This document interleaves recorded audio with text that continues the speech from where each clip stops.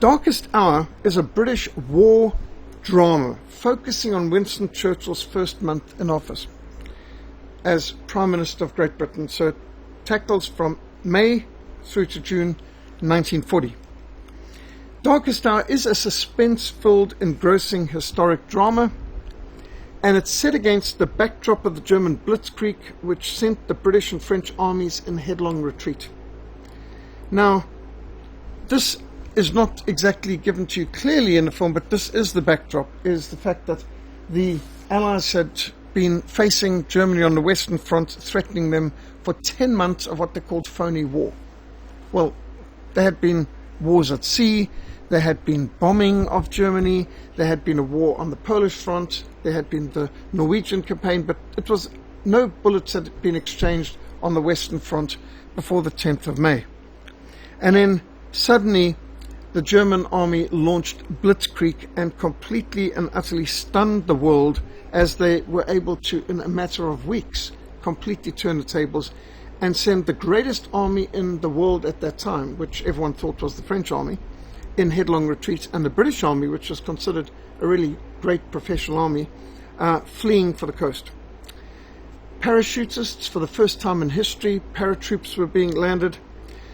The Meuse and the Albert Canal were being crossed. The tanks were getting across rivers that they weren't meant to be able to. German soldiers were able to storm right past the Maginot Line, and they did it in two phases. The first phase was to go into Holland and Belgium to get the entire British and French army to race in to confront them, and then going through the Ardennes forest, especially through Luxembourg, raced through the Ardennes forest and encircled the entire British and French army in a trap. And the whole British and French army was holed up in this pocket. Even though they totally outnumbered the German army that was attacking them, the morale was shattered, and they were good for nothing much more but to be evacuated. Here's a picture of Erwin Rommel with a group of British forces and French forces that he had captured in the 7th Panzer Unit in one of the most brilliant advances ever. It's still in the Guinness Book of Records, the fastest advance of any military group under fire in history. What a 7th Panzer Unit was able to do is just staggering. He reached the channel so fast, people were reeling. And it wasn't long before German troops were marching down the Champs-Élysées in front of the Arc de Triomphe. And as was said many a time, why are there trees on both sides of the Champs-Élysées? So that the German army can march in the shade. And there's another joke, which is, how many soldiers does it take to defend Paris? And the answer is, nobody knows, it's never been done yet. Yes, they've given up each time. Well, the whole thrust of this film, Darkest Hour, is peace or war. That is the question. To war or not to war? That is the question. The near consensus of Churchill's cabinet was begin peace negotiations with Germany immediately. And much of the suspense and drama of this film focuses on Winston Churchill's determination to continue the war at any cost and to appeal directly to the people in the street to support his policy of no surrender, no negotiations, victory at all costs. That's the whole thrust of this film. Now, it's remarkable that in the last 2 years there have been another 3 major films on Britain in the 1940s. Churchill, where Brian Cox played the role of Churchill, and that's set in 1944, just before the D-Day landings, and it has the premise that Winston Churchill had a conscience and he is racked with doubts, and he is deeply concerned that this could be another disaster like the Gallipoli campaign, as though he cared, and that it really has a very fictitious feel about the whole thing, that the whole D-Day landings could have been called off just because of his doubts. Actually, it was out of his hands. These things had been decided by powers way past him, and even if he'd wanted to, there's no evidence that he did, he couldn't have called it off. But anyway, they make a drama out of that. And then a bit of an older one, The Gathering Storm, where Albert Finney played Winston Churchill, also portrayed him as a really wonderful man, last hope of Britain and things like that. There'd been a never-ending series of hagiography on Winston Churchill. But then, just a year ago, there was Their Finest, dealing with the British Ministry of Information, that's what the British called the propaganda department during the war. They had an assignment to produce a morale-boosting film presenting the debacle of Dunkirk as an inspiring victory. Now, to be fair, this film is a bit of a comedy, because how on earth do you depict the disaster and debacle of Dunkirk as an inspiring victory? They had been outfought by a smaller German attacking force. They had been whipped so soundly that they fled their shores, leaving behind on the beach of Dunkirk 45,000 motor vehicles, 20,000 motorcycles, 700 tanks, huge amounts of weaponry, 11,000 machine guns, 850 anti-tank guns, 2,472 artillery pieces. I mean, that was more artillery pieces than the entire German army possessed at that time. No end of rifles, 80,000 tons of ammunition. Can you imagine? This is like the entire military inventory was left on the beaches. Enough equipment to field 10 divisions. And at that stage, Britain only had 9 divisions, so that's pretty impressive. And they literally were driving their vehicles into the sea to make piers to get their troops to evacuate faster. And very ingenious, very desperate, but absolutely catastrophic. And this is the scene of a defeated army, completely and utterly routed by an inferior force numbers-wise. And what a total and utter disaster and catastrophe left behind. And this is the backdrop, which I don't show you in this film, but this is the backdrop to this drama in this film. The filmmakers of Darkest Hour evidently received tremendous cooperation from the British government, as a number of scenes are filmed in the Palace of Westminster, the House of Commons, which I think that's only been allowed twice before, that they've ever allowed filmmakers to do a dramatic film inside the Palace of Westminster. And from the underground war room bunkers under Whitehall, the Ministry of Defence. This is not easy to gain access to, and for them to have opened up the war rooms of Churchill for a film means they obviously approved of the script. Some scenes were even shot plainly within the grounds of Buckingham Palace. There's Queen Victoria's monument out there. This, I don't know how you could fake this. This is filmed within Buckingham Palace grounds. Darkest Hour's done well at the box office. It's already scooped up over $100 million in box office revenues just in less than a month that it's been out. It's been generally praised by critics. It's been nominated for 6 Academy Awards in American Oscars, and the British Academy of Films has nominated for 9 categories. Many are hailing Gary Oldman's performance of Winston Churchill as the best of his career, and it probably is, but even if there's better actors this year, they're not going to get the Oscar, because this is a film that the Oscar people want to promote, and so they will promote whatever is the message they want. They want people to see the films that you might have missed otherwise, and so a big hoopla in the Oscars is part of it. Bear in mind, what are the Oscars? The Oscars are a group of filmmakers patting one another on the back in a mutual admiration society and swapping gold statues with one another. I give you a gold statue this year, you give me the gold statue next year. It's just basically a marketing scam to give people the impression that this is some kind of objective, sort of like the Olympic race or something, but it's not. It's the filmmakers themselves have their own boards, and they determine which of their films gets. There's no objectivity here. These people are completely and utterly involved in the whole process. Unfortunately, despite being set in authentic venues and at a most dramatic period of history, the filmmakers have taken some serious licenses and introduced fictional events and fictional conversations, even outrageously from the lips of King George VI himself. Even more seriously is what has been left out of the film, such as King George VI's empire-wide call for repentance and prayer. On the 26th of May 1940, with the British Expeditionary Force in defeat and retreat, the King made an international broadcast instructing all people in the British Empire to return to God in repentance and humbly seek God for divine intervention. He called for a day of humiliation, repentance and prayer, to enable the rescue of their beleaguered army from total destruction.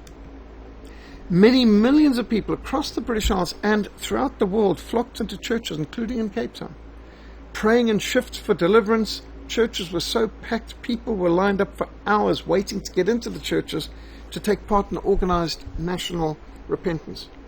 Now, these would have made impressive scenes in any film, but inexplicably, they're not even referred to verbally in Darkest Hour. I mean, like, it's not a prayer. In fact, the only reference to anything vaguely Christian is done in a joke format where the Prime Minister phones up Admiral Ramsey in the middle of the night and says, "I hope I didn't wake you." And the man who's obviously he says, "No, I was just reading my Bible on the phone." And that's about the only disrespectful reference to anything in the scriptures in this film. This is the King's microphone, prepared specially for the occasion, and the form of prayer to Almighty God at the time of war, to be used on Sunday the 26th of May. And Churchill doesn't look quite as enthusiastic about the whole thing as the King and Queen do. The King appointed Sunday the 9th of June as an empire-wide day of thanksgiving that the army had been evacuated safely and brought across the Channel back to Britain. Now, the film also includes a fictional scene of the King coming into Churchill's bedroom and actually sitting on his bed to encourage him to press on with the war. I mean, really and truly. Not only was such a breach of protocol unthinkable, but unnecessary. The King had only to summon his Prime Minister to the palace if he wanted to talk to him. The King wouldn't have been allowed to go out and do that by all of his entourage, who are concerned for both his safety and also for his itinerary. There's no hint in any historic record of such an anachronistic event taking place. I don't even think today you would have the Queen going to the Prime Minister's residence. It's, let alone into their bedroom. It's just so inappropriate, so ridiculous. You sort of think, who can believe this? The King summoned Churchill to the palace whenever he wanted to talk to him. And they often would meet over a dining room table. Interestingly enough, because at the beginning, when he was first appointed Prime Minister on the 10th of May 1940, the King said, "How would Monday 4 o'clock in the afternoon be for our weekly meeting?" And Churchill said, "Oh no, I sleep at that time. How about lunchtime?" Which is so outrageous to suggest that a Prime Minister could ever have a comeback. If the King gives you a date, it's not a suggestion, it's actually a command. They don't invite you. You get, the Queen requests and requires your presence at, it's that sort of thing. So, but Winston Churchill was quite a presumptuous character. The film also takes a major detour from reality by introducing a fictional event of Prime Minister Winston Churchill disappearing out of his vehicle in the midst of a crowd downtown in order to ride an underground in a tube, which he never did in his whole life, and survey passengers as to their opinions regarding peace or continuing the war. This not only didn't happen, but Winston Churchill wouldn't have cared what they thought. Anyone who's read Churchill's biographies would immediately recognize that this is another anachronistic Hollywood type of ploy. Winston Churchill was not a Democrat. He never cared for the opinions of the masses. He didn't even care for the opinions of fellow parliamentarians, and his war cabinet said he didn't even care for their opinions. And the Joint Chiefs of Staff said he didn't even care to go through them. He is the first Prime Minister ever in Britain who would routinely bypass the whole chain of command, the entire structure. He wouldn't go through the Secretariat of the Cabinet. He would just issue a personal instruction, often by phone, to a group commander of a squadron or to a commander in a field, just highly irregular. He was so secretive and so devious, and he never cared what anyone thought. As was said by Prime Minister Baldwin in 1930, he said, "Winston never comes to Parliament to listen to what anyone else has to say. He only comes to make his speeches and then he leaves. He doesn't even listen to what we've got to say in reply." He was absolutely, completely arrogant, not interested in what anyone else had to say anyway. So this anachronistic idea that he would have gone to the tube to ask the different people what they thought is, really just 21st century nonsense. However, Darkest Hour seems determined to recast British legend Winston Churchill in a more 21st century mold. Hollywood loves the reluctant warrior, filled with self-doubts, filled with fears, determined to do the right thing, going to the common people to hear their concerns, choosing principle over politics, championing the cause of justice. If only all that had been true, but of course That is just myth and legend being recast in 21st century mold. The real Winston Churchill is so far removed from the myth and the legend built up by a never-ending stream of hagiographical films, but the truth is always stranger than fiction, and the truth is always more interesting than the fiction. I mean, just take the fact that Adolf Hitler went to the battlefront while the battle was still raging in Ypres, wouldn't allow his people to attack Ypres, even though it was a stronghold, saying no city should be allowed to go through this twice. He is on the Ypres front in the First World War, wept at the British war cemetery at the Menin Gate at Ypres, warmly greeted the French head of state, General Pétain, who he would have been fighting against in the First World War, was incredibly gracious to the French forces that were defeated. The soldiers who'd been captured were released almost immediately back to their homes. All sorts of amazing graciousness to his defeated enemies. None of the vindictiveness that the French had extracted on the Germans in the Versailles Treaty. When he beat France, he was super gracious about it. But that doesn't come into film. In Darkest Hour, Winston Churchill seems to be an eccentric loner. However, the reality is quite different. Nowhere does Darkest Hour or the other Churchill films I've seen recently even hint at the existence of the focus group. The focus group was a group of about a dozen key politicians and bankers who continuously advised and guided Churchill in every decision. He would meet with them more than once a week, regularly, and in time of crisis more often than that. He would have had his meals with them regularly. These bankers were around him. Sir Henry Strakosch, a banker, a Jewish banker who made his fortune in South Africa on the gold and diamond fields, by the way, and who was a member of the South African Communist Party too, regularly bailed Churchill out of his incessant, reckless gambling debts, which were incredible. Even when he was a schoolboy at boarding school, his mother would complain of how he had no regard for money and he could always be in debt. Didn't matter how much extravagant money he had, he was always out of money and in debt. There's no appearance of Henry Strakosch in this movie, even though Strakosch and the Rothschilds bankrolled him endlessly, bailed him out endlessly, and basically bought and owned him. Just an interesting point. Do you know that Winston Churchill met his future wife Clementine at a dinner appointment in Lord Nathan Rothschild's home, in his dining room, and they set her up for him. Winston Churchill was identified by the Rothschilds and by the focus group long before any of this. He was destined to be the Prime Minister of Britain. He didn't just fall into it accidentally. This isn't just that the people of Britain were aimless and didn't know what to do, and Churchill was the one man who knew what to do, and he just came on his own, which is of course what Hollywood likes, the lone, reluctant warrior he just comes there for the time. He was completely molded, shaped, prepared, bankrolled by the biggest money powers on earth for this exact moment.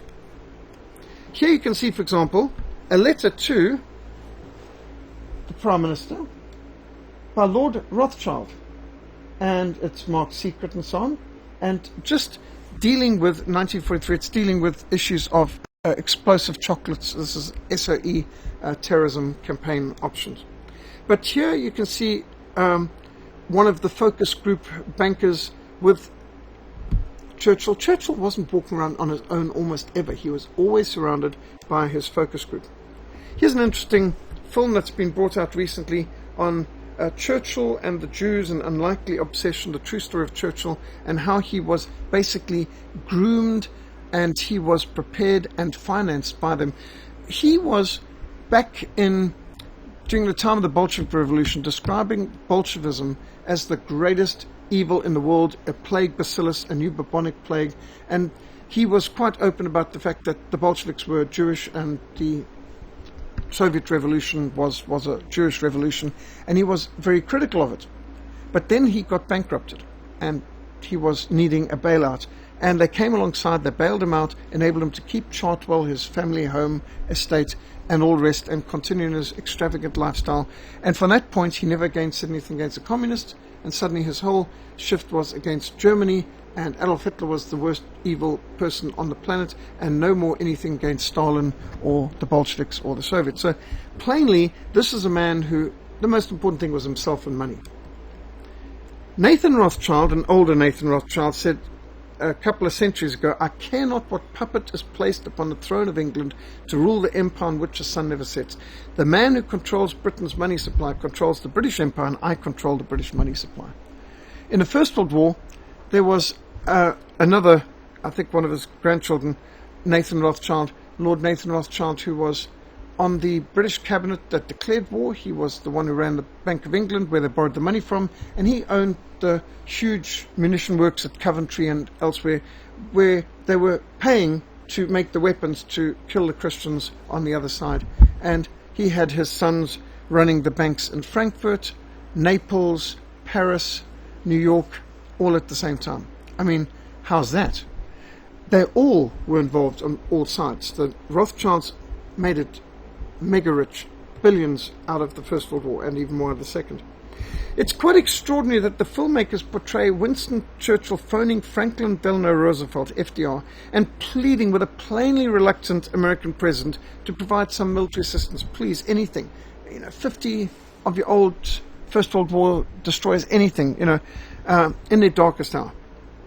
Now, the idea that FDR was a reluctant and disinterested participant on the sidelines may have been an impression people had years ago. However, you can't have that view anymore, not since the publication of President Herbert Hoover's monumental Freedom Betrayed, and Sir Max Hastings' The Secret War, which I read this last year. The unsealing of the GC and CS, that's the General Communications and Cipher School decrypts, or GCHQ it got known as later, Bletchley Park, the decrypts of all the Enigma codes of the war on all sides. Sir Max Hastings wrote The Secret War on, as people have said who reviewed us, we're going to have to rewrite every single history book and every single documentary on the Second World War in the light of The Secret War, because the decrypts that were sealed for 60 years, and when a government seals things for 60 years, they're hiding something pretty bad. And it makes it clear that the whole situation is very different from how has been portrayed in Hollywood and in our school textbooks for so long. It's now known that far from the US President FDR being an unwilling participant, Franklin Delano Roosevelt was the prime mover for the war. He was the initiator. FDR had bribed, bullied, and persuaded the Polish government to refuse to hand the German port city of Danzig, which was 95% German, and had been unjustly seized by the Versailles Treaty, refused to allow to give it back to Germany. Now, the British leaders, even Lloyd George, who'd been British Prime Minister at the time of Versailles, was saying, it's not just, it's got to be rewritten, we should scrap the Versailles Treaty, Danzig should go to the Germans. Neville Chamberlain agreed. I mean, they all looked around and said, this is as reasonable as it comes. And yet, while everyone expected the military government of Poland, because Poland was not a democracy, in fact, the government of Poland was pretty much like National Socialism in Germany and fascism in Italy. They were a military type of National Socialist type government with a military leader who, in fact, was a natural ally for Germany, and Germany wanted Poland as the ally against the Soviet Union. And it was something that puzzled Herbert Hoover. Franklin Delano Roosevelt had managed to get these people to change their mind, and it's quite an interesting story, and it comes out in both The Secret War and in The Freedom Betrayed. But FDR had used his embassy staff to put them up to this, put the Poles up to starting the whole war. And it was FDR who had bribed and persuaded both the French and British governments to give the unprecedented war guarantee to Poland. Poland had never been an ally of Britain. Britain had never given a war guarantee to anyone ever before 1939. This was so strange. Herbert Hoover had been a president of the United States before, said he thought it was the worst decision made in politics in history and the greatest blunder in British history. And he predicted at the time, 1939, this will destroy the British Empire. He said, you're throwing Britain and France under the German war machine that's moving east. They're going east. You can't stop them. All you're doing is throwing Western civilization under the tanks. It's not going to stop the panzers moving, and you can't even save Poland anyway. And as it so happened, they never even tried. They never sent a bullet or a bomb or bandage to Poland at all. They did nothing for Poland. Poland was just sacrificed. At the end of the war, Poland was betrayed anyway. 40% of Poland's land surface was given to Russia, just like that. And when the Polish delegates complained, Churchill threatened them with extermination, literally. He was as vile and nasty and threatening and vindictive as they could be, and yet Britain is meant to have gone to war for the Poles. As Patrick Buchanan well documents in his Churchill, Hitler and the Unnecessary War book, it was Franklin Delano Roosevelt and Winston Churchill more than any other two individuals who conspired to bring about the Second World War, who connived and maneuvered to bring about the catastrophic Second World War. More than anyone else, he said, who can you blame for the Second World War? Well, he would have blamed Winston Churchill the most. But Herbert Hoover says actually Franklin Delano Roosevelt was the one even behind and before Winston Churchill in bringing about this war over Poland, which the British managed to develop into a world war. However, the Churchillian cult obviously prefers myths and propaganda to the hard facts. As Winston Churchill so famously declared, the truth is so important that it needs a bodyguard of lies to protect it. A bodyguard of lies? I mean, what kind of truth is that? And by the way, notice the poster for the film, A Man with the Heart of a Nation. Well, people who knew him questioned if he had any soul at all. His conscience was so seared, and you can see here, interesting that these days smoking in public is just about banned just about everywhere, but this man incessantly smoked. He's got the smoke haze around and you've got the red background. Man with the heart of the nation. Well, what kind of heart are they talking about? This doesn't even look very friendly. It looks a little on the demonic and not just worldly side, but occultic almost. Now, Lily James, if you didn't recognize that's Lily James, she played Cinderella not that long ago. She was one of the beloved characters in the Downton Abbey series, and so she gets put in a very unusual position of being the secretary for Winston Churchill. Of course, he had a lot of secretaries, but I think they wanted some kind of glamour in there in order to make the film more appealing. Winston Churchill is hardly very appealing himself. Darkest Hour includes some of Winston Churchill's most famous and powerful speeches, including I have nothing to offer you but blood, toil, tears and sweats. Probably the most honest words he ever spoke. You ask, what is my policy? It is to wage war by sea, air and land. You ask, what is my aim? It is victory. Victory at all costs, victory whatever the cost. Now, actually, that's probably his most honest speech. That was made on the 3rd of May. His policy was war. And he did wage it, first of all by sea, the naval blockade, attempted invasion of Norway. By air, most of it was actually by air, bombardment, blockade and bombardment, and then by land. Land was last of all. I mean, after the people had been blockaded for over 5 years, and after they had been bombarded from the air for many years. And what is the aim? Victory. Well, define victory. Bankrupted the empire, left Britain absolutely destroyed. In fact, the crown of the jewel of the empire was India. And at the very end of the Second World War, they had to give it away. And that was just the beginning, and they were giving away everything. Suez Canal, whatever it was, there was nothing left. Winston Churchill had bankrupted the empire. So victory at whatever the cost, at all costs, that's actually honest if people had just paid attention to what he was saying. They would have been well off to have asked, what do you mean by victory? Something better for Britain? Will Britain be better off?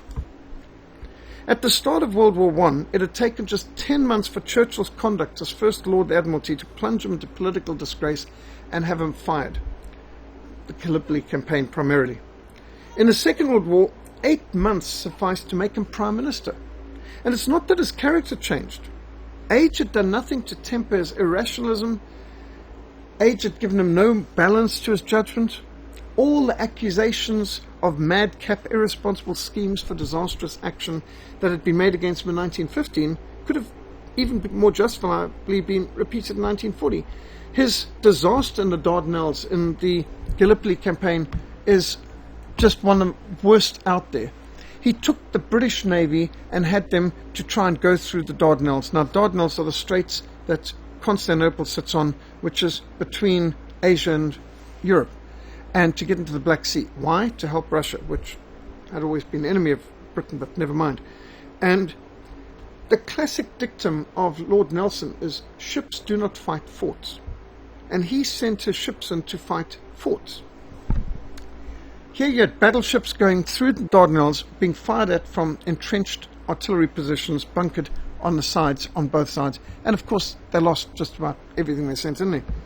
And not satisfied with the naval defeat, he then sent in the cannon fodder of the Anzacs, the Australians and New Zealanders, who got slaughtered for months of worthless, not a snowball's chance in hell did they have of attaining their objectives.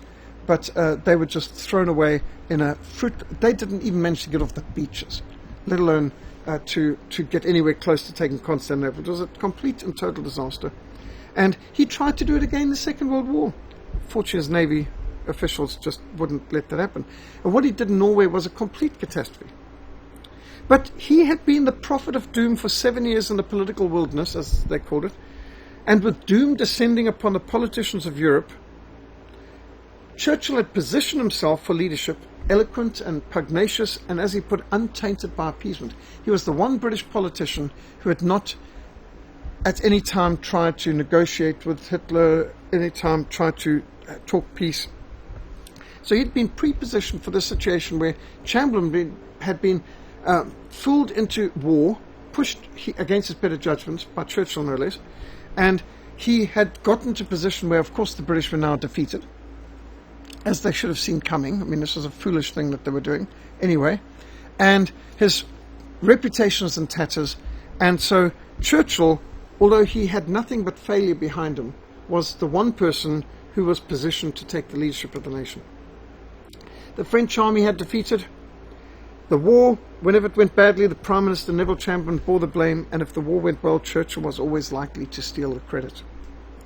The First Sea Lord, Admiral Sir Dudley Pound, senior next to the First Lord of the Admiralty at the time, Winston Churchill, fought a brilliant series of delaying actions to block Churchill's highly irresponsible projects, such as wanting to send the British warships into the Baltic Sea.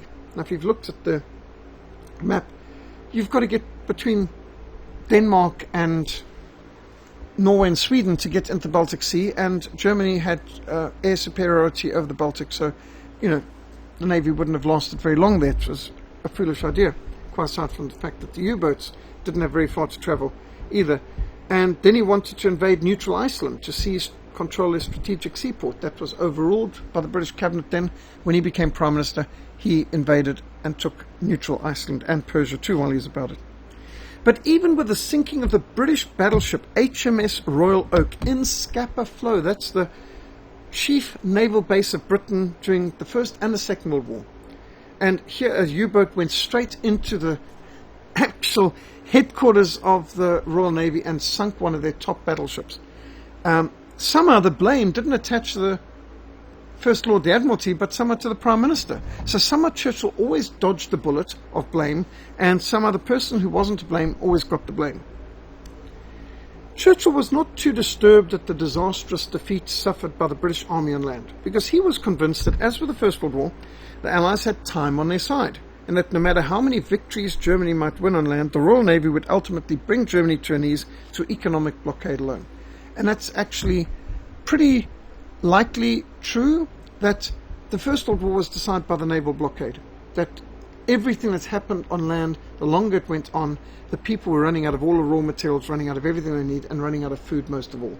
And so the naval blockade actually determined the war, which is why Germany in the Second World War was so determined to have what they needed, which is why when Britain wanted to take the iron ore from Sweden by taking Norway, they had to block that. When they were going in through Greece to threaten the Ploski oil fields of Romania, Germany had to counter that because they knew that they needed Ukraine for enough food, they needed the oil from Romania, they needed the iron ore from Sweden. There was a whole lot of things they had to do to prevent themselves getting destroyed as they were in the First World War by not having access to the raw materials and the food needed.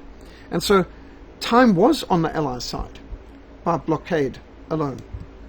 But Winston Churchill had even more faith in the Royal Air Force's power to reduce Germany's cities to rubble and wreck her factories by saturation aerial bombardment, what they call strategic bombing campaigns, from the colossal 4-engine bomber fleets being produced in Britain even at this early stage in the war. Britain had already decided from the end of the First World War, 1919, they had already decided we are going to build 4-engine bombers that are going to be so big that we'll be able to destroy cities in the next war.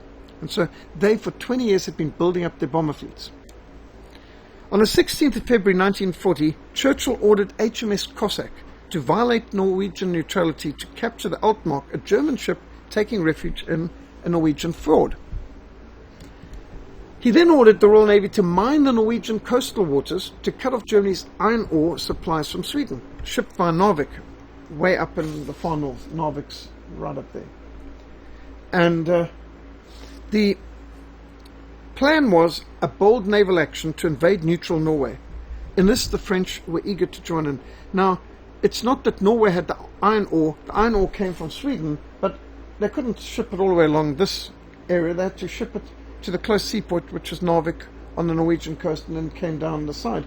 So to stop Germany's iron ore, which Germany needed for any heavy weapons, the British were going to invade neutral Norway.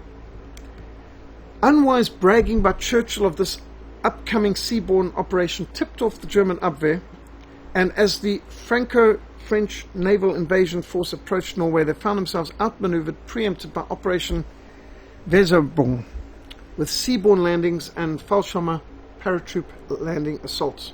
And this is absolutely extraordinary. In fact, the world had never seen parachute assaults before. These were the first, and it surprised everyone how quickly they could take Norway. And so when the Royal Navy came in, they found themselves preempted, and it was an absolute bloodbath catastrophe. The Royal Navy knew that they were the greatest navy in the world. They were 10 times the size of the German Kriegsmarine, and it should have been no problem. But the Luftwaffe, operating off bases that they'd just now established in Norway, completely changed the whole situation. Here you can see a Luftwaffe Messerschmitt 110's cameras as they take out some British ships in the fjords. Churchill had disastrously underestimated his enemy. The Royal Navy lost an aircraft carrier, 2 battle cruisers, 7 destroyers, a submarine, 112 aircraft, and over 6,000 casualties.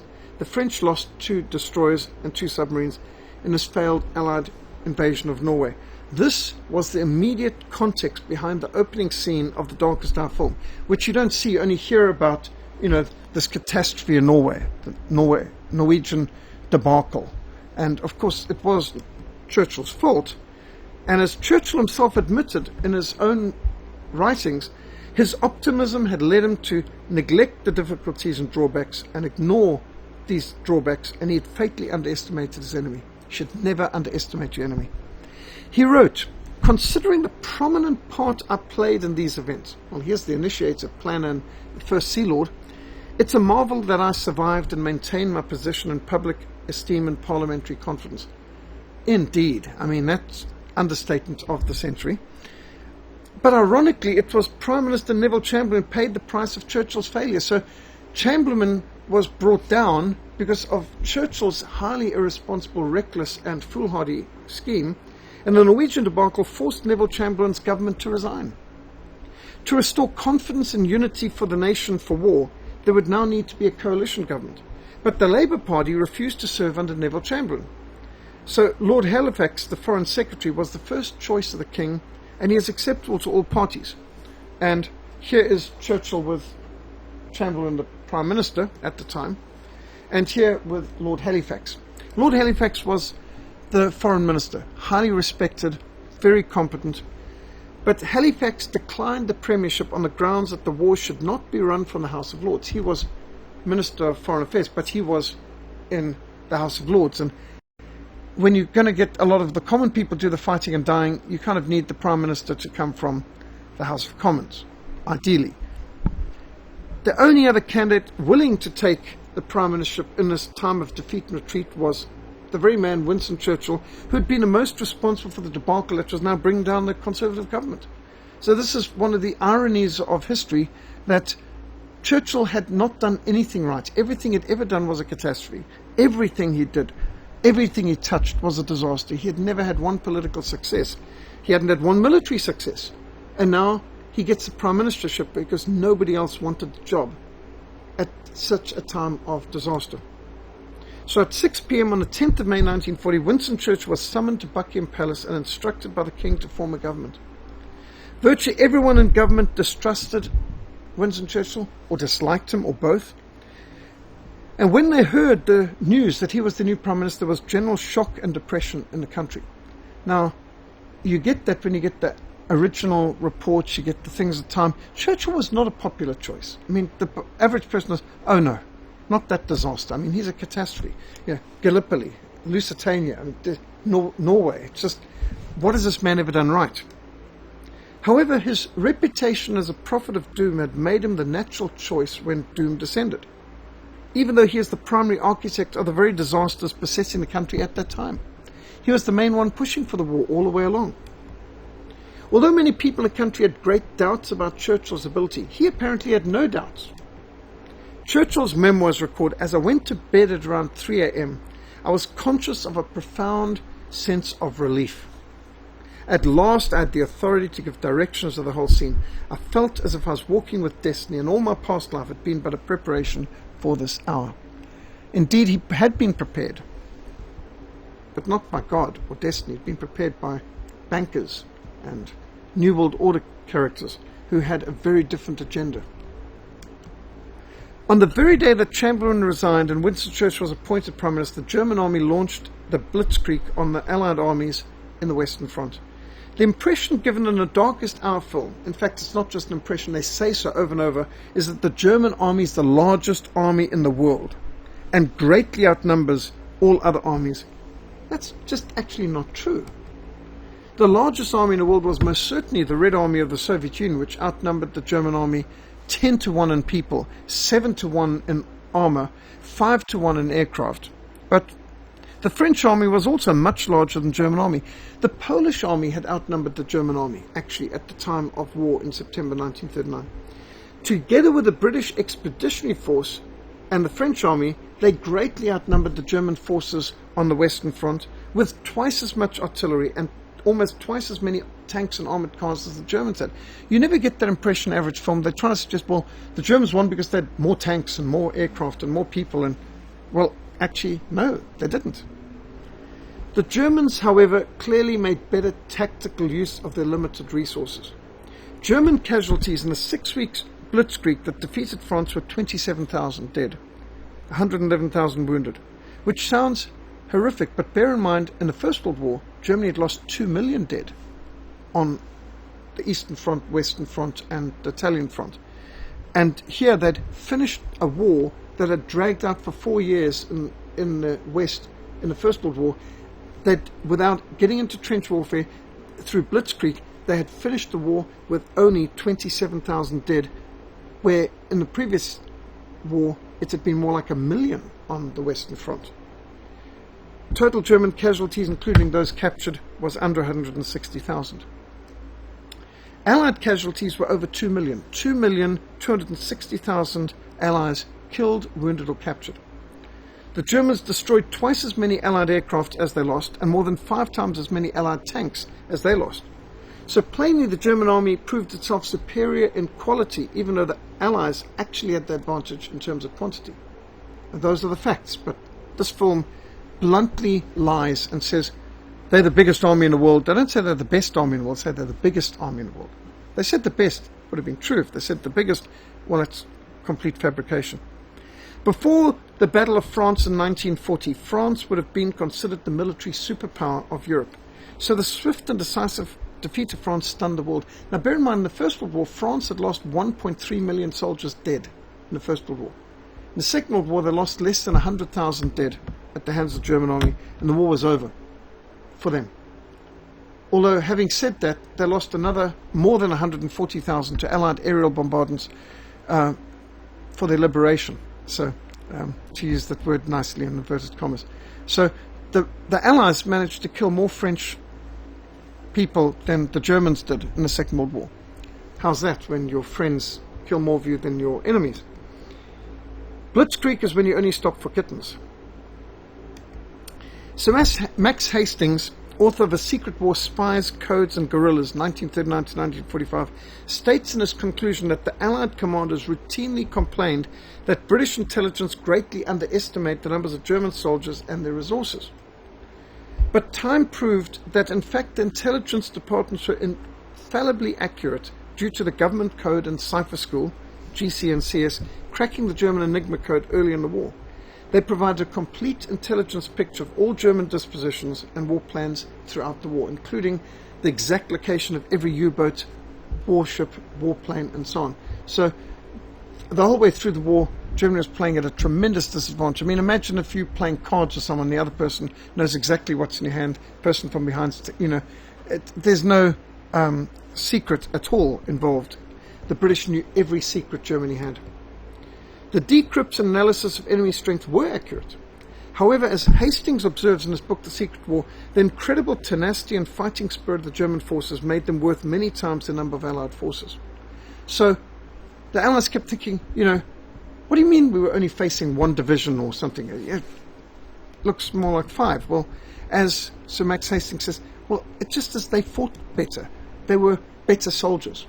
It's not that they had more numbers. Darkest Hour highlights Winston Churchill's extraordinary eloquence and showcases some of his most famous wartime speeches. In his first address to the House of Commons as Prime Minister, 13th of May, I have nothing to offer but blood, toil, tears and sweat. You ask, what is our policy? I say it is to wage war. By sea, land and air, with all our might and with all the strength that God can give us. He wasn't averse to referring to God where it suits him, but he didn't believe in God. He called himself a pagan. He wrote to his mother he didn't believe any religion on earth, although he thought the Protestants made more sense than the rest, but he didn't believe in any God and he didn't believe there's anything after death. And he quoted very positively from that hideous poem Invictus, written by the Antichrist atheist, where Henley, and he would say in a speech even, we're the masters of our fate, we're the captains of our soul, echoing Henley's Invictus poem, which is very Antichrist. He said that the most terrifying sound he ever heard in his life was the sound of psalms being sung by the Boers after he was captured. So he was not a Christian, but he could throw God's name in if it would help motivate people to die for him. To wage war against the monstrous tyranny never surpassed in a dark, lamentable catalogue of human crime. Really? Was Germany the most monstrous tyranny never surpassed in a dark, lamentable catalogue of human crime? Worse than Stalin's Soviet Union? Really? Worse than his own British Empire? Worse than what the French were doing in the French Revolution, all that? Worse, really, than anything else? At that moment, it's said that at the time that he said that, Stalin's death toll was in the 7,000 times greater than the amount of people who had died at the hands of the National Socialists in Germany up to that point. Stalin had killed 7,000 times more. And yet, somehow or another, he says the most monstrous tyranny, never surpassed in a dark catalogue of human crime, is that of Germany. Well, that's obviously not true. You ask, what is our aim? I can answer in one word: victory. Victory at all costs, victory in spite of all terror, victory however long and hard the road may be. If people were paying attention and taking notes, he made good on those promises at least. As an observer noted, Winston Churchill marshalled the English language and sent it off to war. And certainly his policy at all costs meant an extremely long and hard, ruinous road for the people of England, the people of Europe, indeed for the whole British Commonwealth, including for ourselves in South African Rhodesia, who didn't realize that his policy would mean the end of our homes and civilization too. But the film Darkest Hour does raise the question, was it necessary? Could Britain have chosen the road of peace and negotiation? And of course they could have and should have, and it would have been better for everyone concerned if they had. They shouldn't have got involved in the war in the first place, but it's better to admit that you made a mistake early on before more people died, before more disasters are made, before you mortgage more of the empire.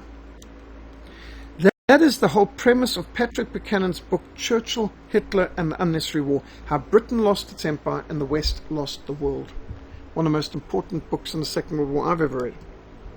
As Darkest Hour depicts, most of the cabinet, including Neville Chamberlain, the previous Prime Minister, and Lord Halifax, the Foreign Secretary, favoured a negotiated settlement immediately with Germany. And indeed, Germany offered most generous terms repeatedly. Very generous terms. And that's certainly what President Herbert Hoover in his Freedom Betrayed book documents. Do you know that at one point, after the German army had been victorious and the British army had been defeated and the French had surrendered, and when Lord Halifax heard the German terms, said, we thought they'd demand back their colonies. They're not even asking for their colonies back. They're not asking for anything from Britain. They're just asking that we lift the blockade and stop bombing them. I mean, how easy is that? They're not asking for reparations. They're not asking for ships. They're not asking for anything. They just want to be left alone. These authorities, I'm talking about Herbert Hoover, Patrick Buchanan, and others, are convinced that Britain could have continued to be the greatest political, economic, and military superpower in the world through to the end of the 20th century and beyond, had Churchill's policy of war at any price, in spite of all terror, however long and hard the road may be, had not been so doggedly pursued, because he was hell-bent on war, no matter what the cost to the empire. Britain sidelined itself, bankrupted itself. Britain, at the beginning of the 20th century, was the greatest power on earth. It controlled 1/5 of the world's land surface and about 1/4 of the world's population. And America was actually nothing. It was a backward nothing at that stage. And Russia was not too much better. Europe was the superpower, collectively and everywhere, and Britain was the greatest superpower of Europe. But because they didn't like competition, and because the Kaiser's Germany was now outstripping Britain in production, and because their chess master had beaten them at chess, and a few other things like that, there was this vindictive idea of bringing Germany down. But, Germany and Britain could have advanced together as friends, as competitors. Competitors aren't bad. Competitors can make you do better in sport and all sorts of things. But his hell-bent idea to bring down Germany didn't realize that after a while Britain would be going cap in hand to America to borrow from them, and America's navy would outstrip Britain's. Britain could have continued to be the number one sea power and economic power in the world to this day, and yet they blew it all. Why? Out of a hell-bent mentality of, we're going to keep fighting no matter what. And you can see here, just looking at the navies, how the Royal Navy outnumbered, and this is imagination. Germany never even had an aircraft carrier. They had a plan for an aircraft carrier, but they never built it, and they never even designed an aircraft that could land on its deck. So that's imagination. But you can see the proportion. The British Navy is colossal. The French Navy is about 40% of it. The German Navy is not even 10% of the Royal Navy's size. So when you talk about world domination, well, France had world domination. Britain had world domination. Japan and America had world domination. Germany could only hope for European domination. There could never have been a world domination power unless they had 4-engine bombers and lots of aircraft carriers, which they had no plans to even have. Peter Padfield makes the same point in his Hess, Hitler and Churchill, the Real Turning Point of the Second World War, a secret history book. This is a phenomenally important book. When Deputy Führer Rudolf Hess set off for Britain on his peace mission in May 1941, it was the most dramatic of 16 major peace initiatives launched by Germany to end the war in the West. In a space of 18 months, Germany had tried 16 major peace initiatives, all of which were super reasonable, asking almost nothing of Britain except end the blockade and stop the bombing. The reason why this is called the real turning point of the Second World War is that the people of Britain were told they were fighting to defend England. And if they'd realized that there never was any intention to attack England and England was not at stake, they would have said, then why are we fighting? But this fiction of Operation Sea Lion, German invasion of England, was keeping people going. So if they knew that this First World War war hero, Rudolf Hess, who had incredibly courageously flown at night and parachuted, for the first time in his life he parachuted, he'd never parachuted before, parachuted at night out of his aircraft, Messerschmitt 110, which is a double-engine plane, and he had come in unarmed, he didn't even have any ammunition in his plane, unarmed plane, and he was personally unarmed, and he came as a peace emissary and landed in Scotland, close to where his friend was, Lord Hamilton, who was pro-peace and pro-German, and was hoping to personally deliver this peace offer to the British government. And, of course, the number 2 in charge, Hitler's deputy, that's a very significant gesture of good faith. And if the people knew about this, this would have been a real turning point, because if the Allies had made peace with Germany in 1941, and Germany had been allowed a free hand in the East, and if the West hadn't given any aid to the Soviet Union through Lend-Lease, well, Germany would have defeated the Soviet Union, Russia would be liberated, Ukraine, all those countries would have been free for, wouldn't have had to go through the Cold War and Iron Curtain and all the Soviet Union's atrocities, Yalta and so on. And Britain could have kept her empire. And for that matter, Rhodesia would still be where it is, and South Africa would still be what it was. And yet, you can see there was already a cover-up. From the very beginning, Churchill gave the cover-up. They are not allowed to talk to him. He's not allowed to talk to the press. He's not allowed to talk to any of the peace people. Churchill had locked up 6,000 people in the Second World War in Britain under his Emergency Powers Act of May 22, 1940, where he could basically do anything he wanted, lock up anyone for whatever reason. And the reason is that Hess was coming with a peace offer, and if the British people knew that they could have peace, that they're not fighting to defend the island, that Germany isn't trying to invade them or destroy them or take away their empire, all of that, then why would they have continued fighting? I mean, are they fighting for Poland? That's why they went into the war, they said. Altruistic motive of just going in to help Poland, but they never did help Poland. And in the end, they betrayed Poland in the hands of the Soviet Union. So what are we fighting for? If not to protect our island from invasion. That was the lie. As made clear in multiple other offers through 1940 to 41 through neutral countries like Sweden and Switzerland, the German leadership was committed to evacuating all occupied European countries in the West in exchange for the ending of British naval blockade and aerial bombardment of Germany. Not asking for much. It's not even asking for Southwest Africa and Tanganyika back, which you would have thought would have been a reasonable request. What would Britain have to lose from accepting such an offer? Absolutely nothing. You stop the blockade, stop bombing Germany, they'll withdraw. Gee, how easy is that? There was so much to gain. However, Winston Churchill had everyone connected with the peace initiatives in Britain arrested and incarcerated under security legislation, including generals, admirals and lords and members of Parliament.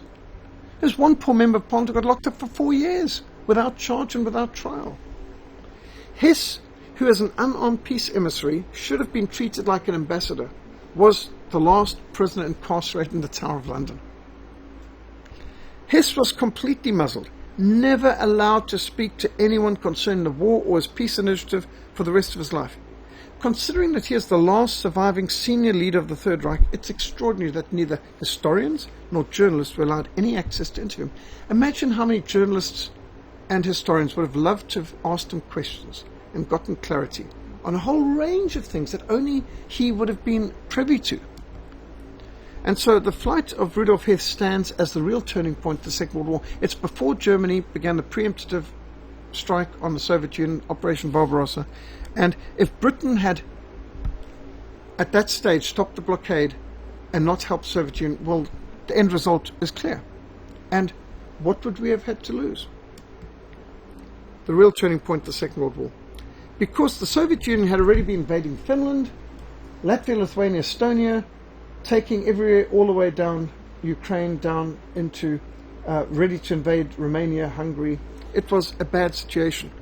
And Germany was facing a colossal buildup of Soviet forces. The Soviets, in fact, this completely underestimates. The Soviets had 7 times more aircraft, 5 times more tanks, 10 times more soldiers, huge amount of resources, and so Germany needed to fight. And Operation Barbarossa had volunteers coming from as far afield as Sweden, which was neutral, Spain, even from South Africa.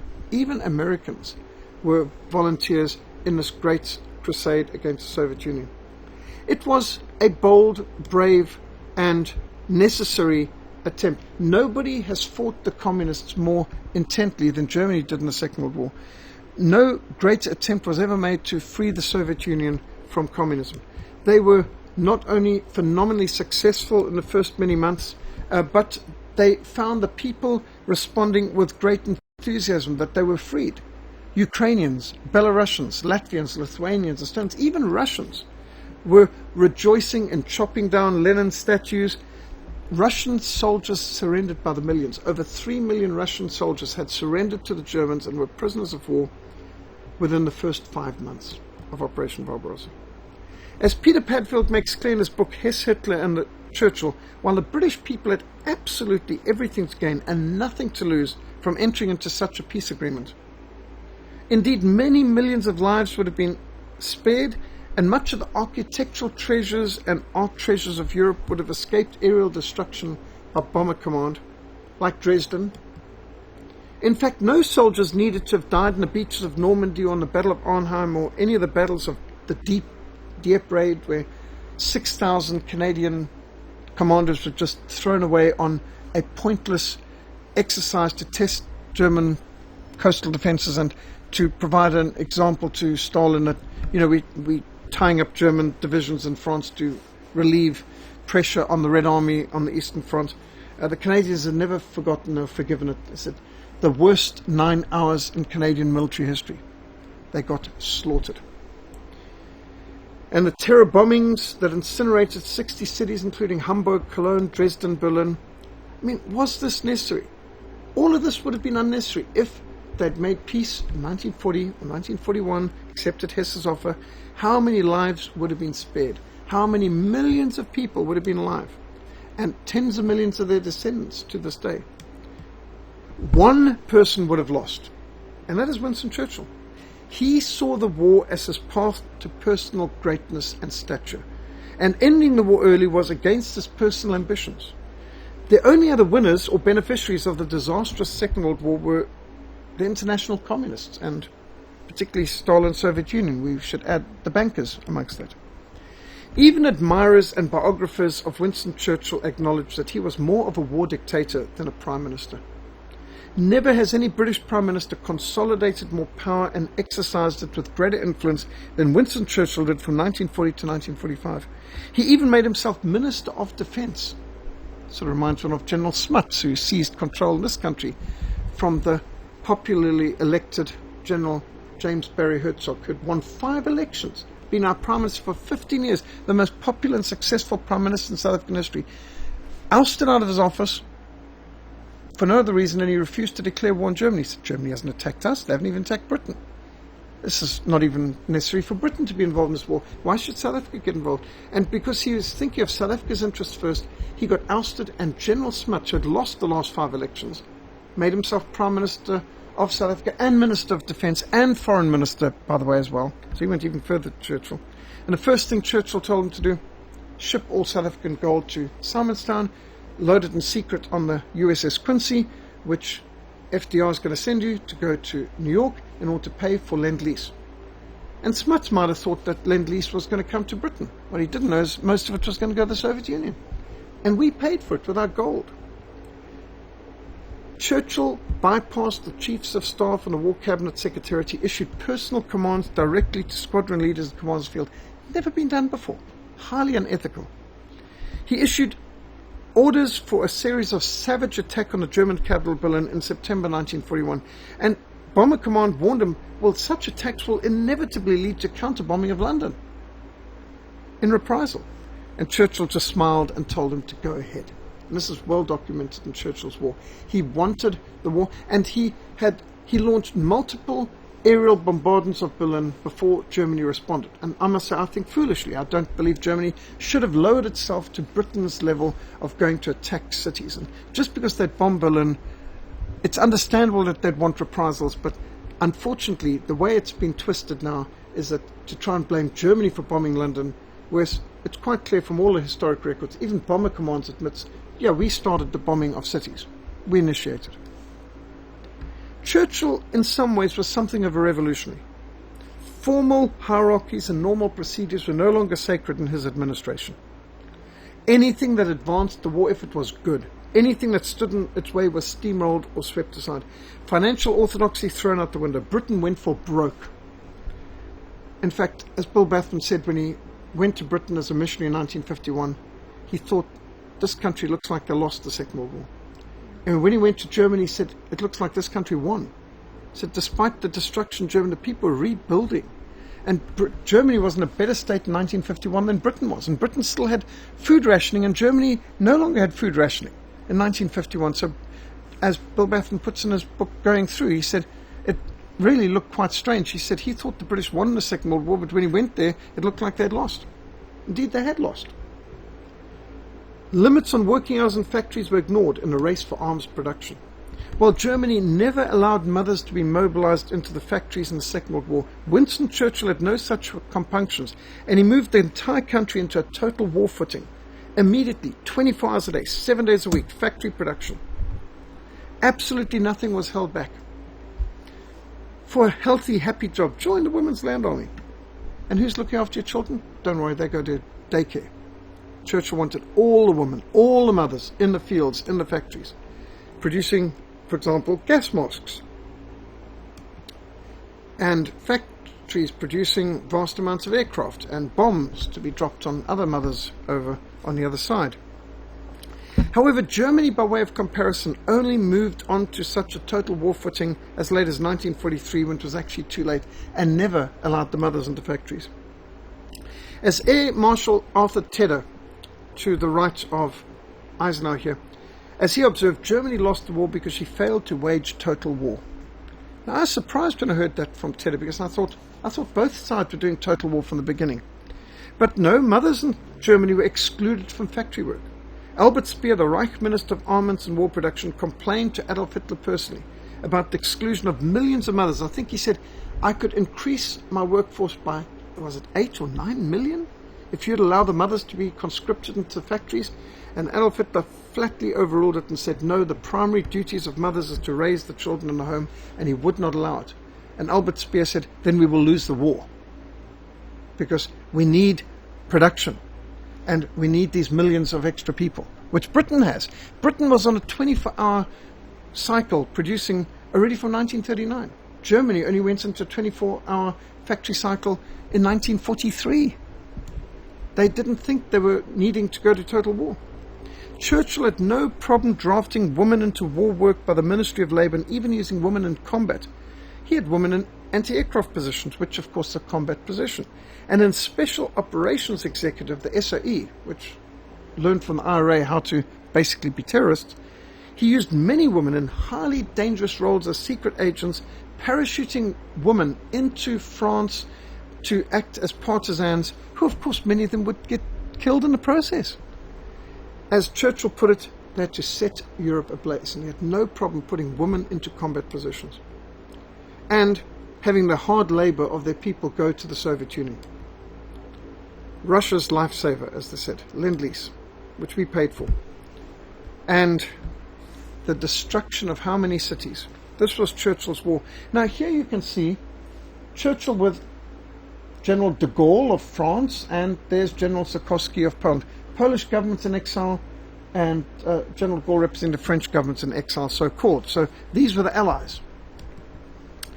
Over here it doesn't look like Churchill's too happy with old General Sikorski. And do you know why? It's because this is 1943, and the Katyn Forest Massacre has been known. And General Sikorski wants the International Red Cross to do an investigation because he believes the Soviet Union did it, which is what all the evidence is saying. And even at that stage, Churchill knows that Stalin did it. He admits it in his own writings. But that would upset the alliance between the United States, United Kingdom, and the Soviet Union. So he organized for Sikorski to get knocked off in Gibraltar. So much for allies and fighting for Poland. After passage of the Emergency Powers Act of 22nd of May, Churchill had the legal power to do almost anything he liked with the citizens of Britain and their property. And he did. His temper was vile and violent. He erupted and was happy to scream at anybody. He was abusive. The film shows some of this, actually. But as has been observed, Winston Churchill practiced a national socialism in Britain, in many cases far more severe than that practiced by wartime Germany. The general picture we have is, Britain was free and Germany was not free. Well, actually, the special branch in Britain acted very much like the Gestapo did in Germany, and anyone they thought was a threat, and it could just be a pacifist, they locked them up. They locked up 6,000 people for opposing the war and for being effectively pacifists, including members of parliament, admirals, generals, and people from the House of Lords, as we were told in a previous presentation last year by Stephen Mitford Goodson. In those desperate days, Churchill dominated the radio and the newspapers of Great Britain with calculated political acts and carefully prepared, well-rehearsed speeches designed to boost morale, denegate defeatism, as he called it, and to secure maximum work effort from factory labourers, factory workers, farm labourers, soldiers alike. His speeches were also intended to resound through the ages. As Churchill noted, he never forgot that he was an actor on the great stage of history. And this is one of the things that's concerning, is the people who put in their lives at stake, including my parents, were actually actors in Churchill's great play that he is busy with. And the fact that millions were dying as a result of his policies didn't seem to bother him. Well, there's a lot more one can say, and I have prepared notes. You can see I've got down there 20 pages on Churchill. I've gotten this far. This is 5 pages into my notes of PowerPoint prepared in time for tonight. The rest will have to come next week to go further onto Churchill. But here's a great quote from him. "Success is the ability to go from one failure to another with no loss of enthusiasm." Here he is with one of the bankers who was part of his focus group. But yep, he certainly did that. He went from one failure to another with no loss of enthusiasm. Here's a picture of Churchill being installed into the Albion Lodge of the Ancient Order of Druids. That's basically a witchcraft, Wiccan type of thing. 1908. So he was a literal pagan. A correct understanding of the past is an indispensable aid in making a better future. The truth is not any stranger than fiction, it's far more gripping and far more impressive. One great source on Churchill's life is David Irving's 2-part series, Churchill's War. Warlord is also very interesting. Exposés on his alliance with Stalin and Roosevelt, and what he did behind closed doors in appeasing the worst dictator and worst anti-Christian persecutor of the church in history, Joseph Stalin. The sellout to Stalin, they call it tragic errors of Churchill and Roosevelt. This is actually, he misunderstands. It wasn't an error at all. They knew what they were doing. They knew exactly what they're doing. This is one of the first books I ever read that opened up my eyes to the other story. I was 15 years old, 1975. I was in Rhodesia and I came across this book, The Last Secret. And it's not The Last Secret, there's a lot more to come, but this was Operation Keelhaul, the betrayal of 3 million Russians, Ukrainians, and other East Europeans behind the Iron Curtain into the hands of Stalin. There were people in the West, some of whom had been born in the West. Their parents had moved there in 1919 or 1920 during the Bolshevik Revolution. And now, after a generation of living in the West, they were to be forced back at bayonet point across into the hands of Stalin's NKVD, all of whom died in Stalin's concentration camps. And this was just shocking, but it exposed to me what Churchill was really like. Forced by the Allies. That's right, forced by the Allies, totally. The Germans protected them. The Allies betrayed them, and that's one of the things Patton was furious about. My father, who was all 6 years in the Royal Artillery in the Second World War, he had this feeling of they'd been lied to, and that they'd been on the wrong side. And I remember him saying, I can't believe we wasted our time fighting for the French twice. That was their history. You know, Churchill's first war, to read his description of his operations in Afghanistan. As a soldier in Afghanistan, he tells with relish, we killed every Afghan we came across. How they killed all the prisoners. They killed men, women, and children. We burned their villages. We destroyed every place of habitation. We chopped down every tree. We poisoned all the wells. And we burned the crops. We left behind nothing but destruction. It sounds like the recollections of a psychopath and a war criminal. And this is he was a young man in his first war, and has no sense of Christian conscience. And when you think his behavior in the Sudan and his behavior in the Anglo-Boer War, he was so positive about the scorched earth campaign, about the concentration camps. He supported all of this. This man had no conscience from the beginning. And the most extraordinary thing to me is how he's been made an idol of Britain. Winston Churchill is to Britain what Martin Luther King and Lincoln is to America, what Mandela is to the ANC South Africa, and what Lenin was to the Soviet Union, or Mao was to the Communist Chinese. He is an idol of the New World Order, and that's why I'm sure that this film is going to get Academy Awards, because it's exactly the hagiography that the New World Order wants. They want to lift him up. Well, what did he ever do that was good? He helped to destroy Germany, and he helped to destroy the nationalist cause, and he helped to advance the internationalist cause, and he helped the Soviet Union to get half of Europe, and he helped save the Soviet Union with Lend-Lease. And there's so many other things he did that the banksters and the New World Order people would want you to honor him for. I understand why a communist would honor a Lenin or a Mandela. I don't understand why a Christian would want to honor Lincoln or Churchill, for that matter.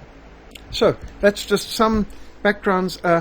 Somebody brought out a book that Winston Churchill was actually homosexual, and there's some very interesting information that looks extremely believable, and just, in fact, some of the photographs of him with some other males looks highly suspicious. But I'll leave it there. Let's leave on that point.